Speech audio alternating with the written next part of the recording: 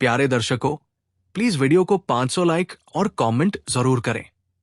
देखते हैं इस बार हमें कितने लाइक्स मिलते हैं। प्लीज सब्सक्राइब करें। Thank you so much. Chapter 2150, Jhang यी और डा विंसी का ट्रांजैक्शन। सच कहूं तो मुझे सील्ड लैंड से कुछ रिसर्च मटेरियल चाहिए। कहते हैं कि वो सिर्फ तुम्हारे पास है। लियोनार्डो डा विंसी ने अपना मकसद सीधा सीधा बता दिया। असल में उस हालात में हर एलियन टीम जिंदगी और मौत के बीच जूझ रही थी। गोस्ट वॉकर लीडर और गोस्ट वॉकर से निपटना ही मुश्किल था। ऐसे में बायोलॉजिकल सैंपल्स बचाकर रखना नामुमकिन था। सिर्फ झंग यी जैसे स्पेस रिलेटेड एबिलिटीज वाले इंसान के पास लड़ाई के दौरान भी सप्लाईज इकट्ठा करने का वक्त था। उसके एलियन स्पेस में न सिर्फ गोस्ट वॉकर के बायोलॉजिकल सैंपल्स थे, बल्कि मैमन द्वारा बनाए गए वर्ल्ड के सैंपल्स भी थे। झंग यी के होंठों पर हल्की सी मुस्कान आई। बिल्कुल, मेरे पास ऐसी चीजें हैं जो और किसी के पास नहीं है। लेकिन तुम इसके बदले में क्या दोगे? प्रोफेसर डा विंसी बोला, मेरे पास बहुत सा ऐसा साइंटिफिक और टेक्नोलॉजिकल नॉलेज है जो तुम्हारे पास नहीं। यहां तक कि कोलंबिया के टॉप लीडर्स को भी नहीं पता। अगर मैं ये तुम्हें दूं तो? झंग यी ने सिर हिला दिया। चाहे प्रोफेसर डा विंसी की साइंस और टेक्नोलॉजी कितनी भी ताकतवर हो, क्या वो कैंग युअन क्लैन से आगे हो सकती है? या लिंग से? मुझे वो नहीं चाहिए। मैं बस तुमसे एक वादा चाहता हूं। अगर कभी हुएक्सू किंगडम का वोलुयन एम्पायर से युद्ध हुआ तो तुम्हें उसमें हिस्सा लेना होगा और मेरे निर्देशों का पालन करना होगा। और हां, मैं तुम्हें मरने नहीं दूंगा। कैसा रहेगा?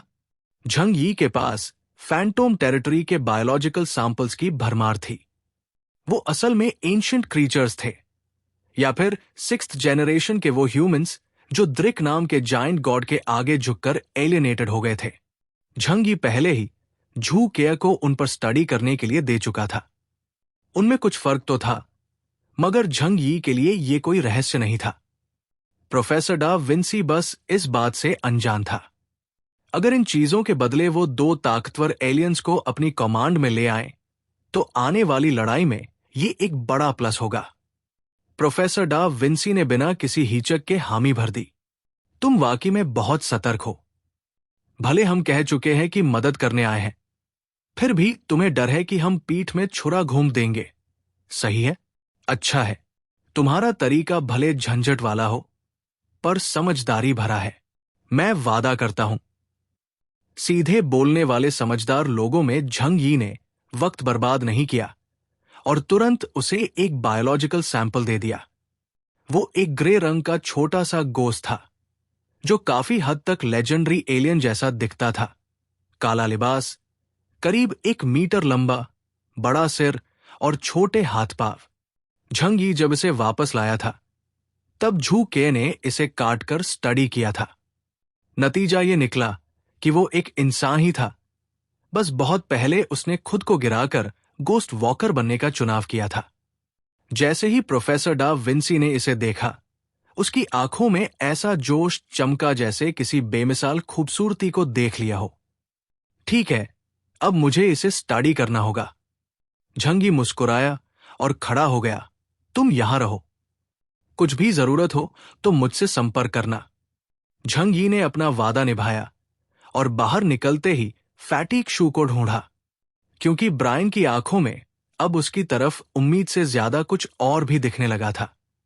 उसे लगा कि अब उस कुत्ते को उसका इनाम देना पड़ेगा। ब्रायन ने झंग यी को जाते हुए उस नजाकत भरी नजर से देखा जैसे कोई तन्हा औरत खिड़की से बाहर देख रही हो। फिर वो दरवाजे पर जाकर बैठ गया, किसी के आने का इंतजार करने लगा। ज्यादा देर नहीं हुई कि एक काला स्नोमोबाइल विला के दरवाजे पर रुका। फैटीग शू गाड़ी से उतरा। ब्रायन एकदम बिजली की तरह दरवाजा खोलकर उसके सामने आ गया। उसकी छोटी मोटी मगर मोटी पूंछ इलेक्ट्रिक फैन की तरह हिल रही थी। हाय ब्रो, ओह, तुम मेरे लिए वो लाए हो? उसने शर्मीलेपन से अपनी उंगलियां घुमाई।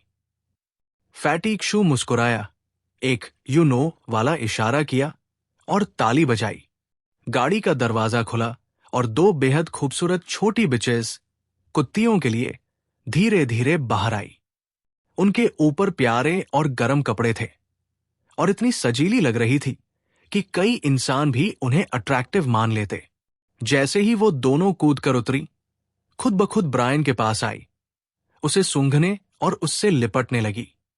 भौ भौ भौ, भौ भौ भौ। ब्रायन खुशी से चारों पैरों पर आ गया, फिर उनके पीछे भागते हुए उनकी रूह सूंघने लगा। ये तो प्योर टेस्ट है। वो इतना खुश हुआ कि बेहोश होते होते बचा।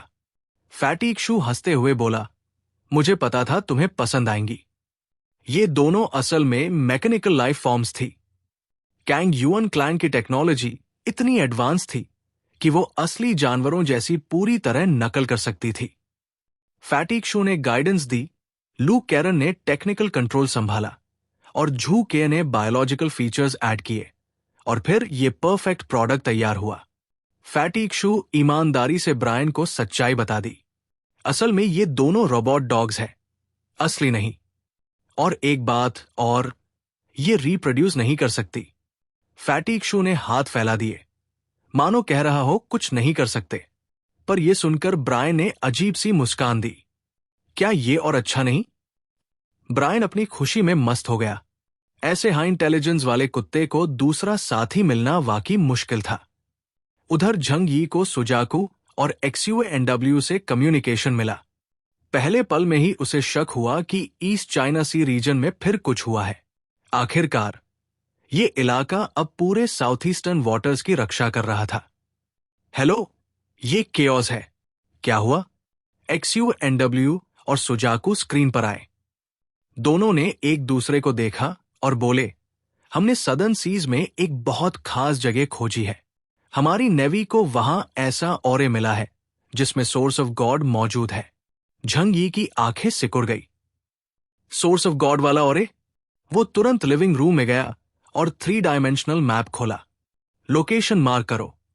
दोनों ने कोऑर्डिनेट्स भेज दिए और मैप पर हुएक्सू किंगडम के सदर्न वाटर्स के साउथ ईस्ट डायरेक्शन में एक ब्राइट रेड स्पॉट चमक उठा। झंग यी ने हाथ उठाया और एरिया तुरंत जूम हो गया। नेवी द्वारा कलेक्टेड इमेजेस भी सामने आ गई। एक छोटा सा अनइनहैबिटेड आइलैंड जिस पर म्यूटेटेड प्लांट्स उगे थे। बीच में एक गहरा काला गड्ढा था जो मिट्टी के धुल जाने और कोलैप्स होने से खुल गया था। तुमने कोई टीम भेजी होगी जांच के लिए ना? नतीजा क्या निकला? झंग यी ने पूछा। 1 दर्जन से ज्यादा सोल्जर्स मारे गए, जिनमें एक फ्लीट कैप्टन भी था। अंदर ट्रैप्स है जो इप्सिलॉन से नीचे के एलियंस के लिए बेहद खतरनाक है, लेकिन वहां सोर्स ऑफ गॉड वाला ओरे वाकई मौजूद है। झंग यी ने ठंडी हंसी हंसी। क्या इत्तेफाक है? बिल्कुल हुएक्सू कंट्री के साउथ ईस्टर्न वाटर्स में, और वो भी इस वक्त। सुनने में तो ये ट्रैप लगता है जो खास हमारे लिए तैयार किया गया है। सावधान स्वभाव वाले झंग यी ने पहली नजर में ही गड़बड़ पहचान ली। चैप्टर 2146 साउथ चाइना सी आइलैंड। झंग यी ने सीधा ताना मारा। इतनी घटिया चाल भी समझ में नहीं आ रही। ये तो साफ साफ वुलुयन एम्पायर का लगाया हुआ जाल है। उसे इस दुनिया में ऐसे इत्तेफाकों पर कभी यकीन नहीं रहा। अगर आसमान से रोटी भी गिरकर उसके सर पर आ गिरे तो भी वो पहले सोचेगा कि ये किसी ने जानबूझकर किया है। अपकलिप्स को 4 साल हो गए हैं। अभी अचानक से ये गॉड्स ओरिजिन माइंड कहां से आ गया? सुजाकू ने मजबूरी में कहा, हमें भी शक है, इसलिए तो तुम्हारे पास आए हैं। लेकिन क्या पता सच हो? हमारी टीम 2 बार जा चुकी है और दोनों बार डिवाइन सोर्स ओरे मिला है। अगर सच निकला और किसी और देश को मिल गया तो कितना बड़ा नुकसान होगा। लालच का लालच ही है। चाहे सामने खतरा हो, आदमी जान की बाजी लगा देता है। ब्रैड ऑफ वुलुयन एम्पायर सही कहता था। इंसान एक ऐसी जाति है जो फायदे के लिए किसी भी हद तक जा सकती है। झंग यी भी भीतर से मान रहा था। अगर ये सच हो तो लालच तो है। वो ठुड्डी सहलाते हुए लिविंग रूम में टहलने लगा। कह रहे हो कि केव के अंदर ट्रैप है और इप्सिलॉन से नीचे वालों के लिए जानलेवा है, तो साफ है ये वुलुयन एम्पायर का हमारे हुएक्सू नेशन के हाई रैंकिंग एलियंस के खिलाफ बदला है। मतलब बिना सोचे समझे अंदर घुसना बिल्कुल मना है। ईस्ट चाइना सी रीजन में वैसे ही इप्सिलॉन गिने चुने बचे हैं। XUNW और सुजाकू ने हामी भरी। हम भी यही सोच रहे थे। झंग ही मुस्कुराया। ली चंगुंग तुम्हारे पास ही है ना, क्यों न उसे भेज दो जरा आजमाने। दोनों ने अजीब नजरों से देखा। ये चालाकी इतनी साफ साफ कोई और नहीं कह सकता था। मजाक कर रहा हूं। अभी उस बंदे की मौत नहीं चाहिए मुझे। मैं सजेस्ट करता हूं कि इंसानी सिपाहियों को बेकार में कुर्बान मत करो। अगर ये सच में हमें निशाना बना रहे हैं तो जो भी जाएगा मरेगा और कुछ हासिल नहीं होगा। झंग यी ने प्लान बनाया। ह्यूमन सोल्जर्स नहीं, मैकेनिकल लाइफ फॉर्म्स भेजो। कैंग युअन क्लैन की टेक्नोलॉजी इंसानों से सदियों आगे है और लू कैरन ने हाल में कई मैकेनिकल यूनिट्स रिपेयर करके ऑपरेशनल कर दिए हैं। ये मैं देख लूंगा। अगर गॉड्स ओरिजिन माइंड सच में मिला तो तुम्हें हिस्सा मिलेगा। XUANW हल्के से झिझका।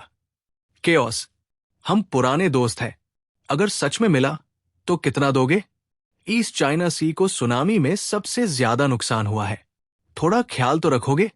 झंग यी ने सोचा, फिर बोला, अभी कहने का वक्त नहीं है। मुझे अब भी लगता है ये ट्रैप है। पहले मेरे मैकेनिकल सोल्जर्स चेक करेंगे, फिर देखेंगे। असल में उसके दिमाग में 80% यकीन था कि ये बहुत बड़ा ट्रैप है। इतना कोइंसिडेंस कभी नहीं होता। गॉड सोर्स वाला ऑरे ठीक उसी जगह मिले जो हुएक्सू के सदर्न वाटर्स में हो, और वो भी ऐसे वक्त पर। यह बस प्लानिंग से ही हो सकता है।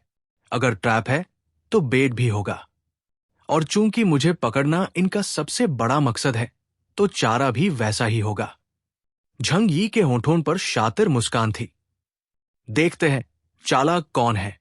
उसने पहले WGU को छेड़ा था, जानबूझकर अपनी 38,000 पॉइंट ताकत दिखा दी ताकि वो उसी लेवल पर ट्रैप बनाए, जबकि हकीकत में उसके पास लिंग भी है जो रिचार्ज पूरी होते ही वुलियन एम्पायर को झटका दे सकती है। उसने यांग जिंगसिन को भी कुछ नहीं बताया। रिस्क लेने का सवाल ही नहीं था। पूरी तरह मैकेनिकल लाइफफॉर्म्स की टीम भेजी जाएगी, 20 यूनिट्स की, जो इप्सिलॉन क्लास एलियंस को भी परेशान कर सकती है और जरूरत पड़ने पर सेल्फ डेटोनेशन कर सकती है। वो यूनिट्स लेकर 100 नॉटिकल माइल्स दूर अनइनहैबिटेड आइलैंड के पास पहुंचा।